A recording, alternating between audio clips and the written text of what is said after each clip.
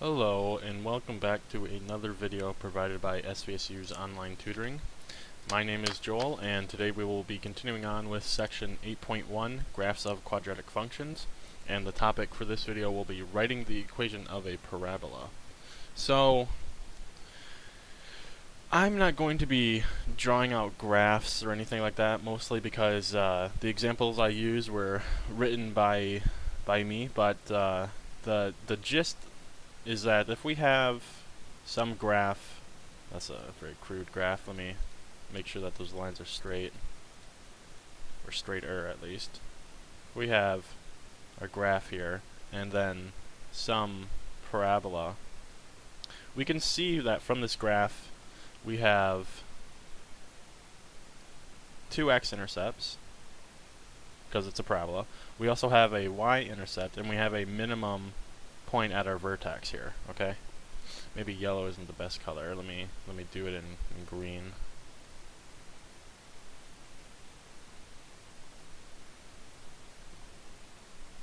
So we have 4 points of information, and you would be expected to, you would probably be given these points, or at least some of them, and then expected to write the general form for the parabola. And so we have to keep in mind that the general form is y equals a times x minus h squared plus k. So you could be given just the vertex and then asked, and then along with the point, or you could be given the vertex and the y-intercept, or some other type of combination, and expected to determine what the equation for the parabola is. So let's go ahead and try that. So if we were given, so I'm going to partition this off. So if we were given just information about the vertex, which I'll denote with v, and let's say the vertex for this parabola was -3, 2, and then the y-intercept was 0, 4. Okay. What we would do is that we would start with our general equation, and since we're given the vertex, we can plug that into our standard form. So we have x minus -3 here squared plus 2, and so we're just updating our standard form with information that we have. So we have a times x plus 3 squared plus 2. And now what we want to do is that we want to use the second bit of information here, our y-intercept, and we're going to be solving for a. So we plug in 4 for y, and that's equal to a times 0 plus 3 squared plus 2. And 0 plus 3 is 3, and 3 squared is 9, so we have 9a plus 2. It's equal to 4. Subtract the 2 on both sides, and we get 2 is equal to 9a, and then we divide 9 on both sides, and we find that a is equal to 2/9. So then we update our equation, and we get y is equal to 2/9 times x plus 3 squared plus 2. And this is the equation for our parabola. If we wanted to take a look at another example where we were given again the vertex, so let me cut this stuff off so that way we don't get them mixed up. And the vertex this time was 1, 2, and our parabola passed through a point. So just some random point on the parabola. It's not an intercept or anything. And that was 3, 7.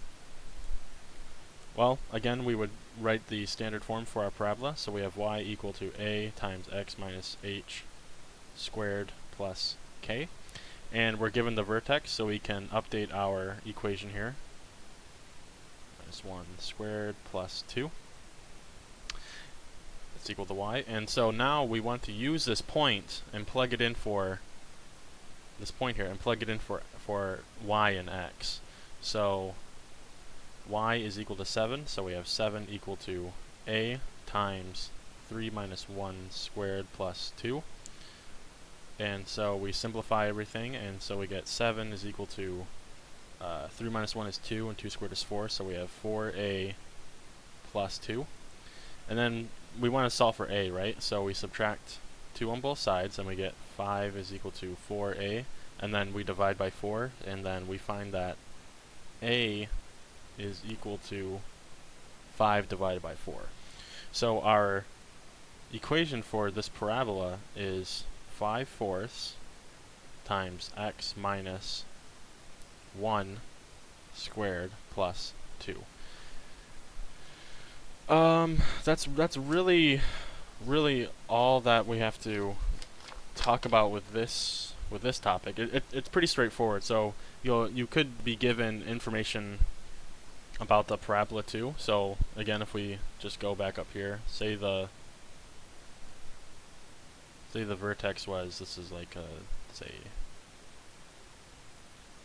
well, the x value is positive here, so let's say it was 3 comma negative 5, okay, and that was the vertex, and then this x-intercept was, say, 6 comma 0, and this one was negative 1 comma 0, and then we have the y-intercept here, which would be like 0 comma negative 4 or something.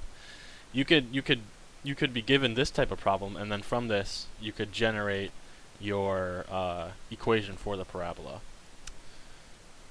using the same method that we did here in these examples. Okay, that should do it for this video. In the next one, we will discuss the applications behind parabolas and graphs of quadratic functions. Okay, see you next time.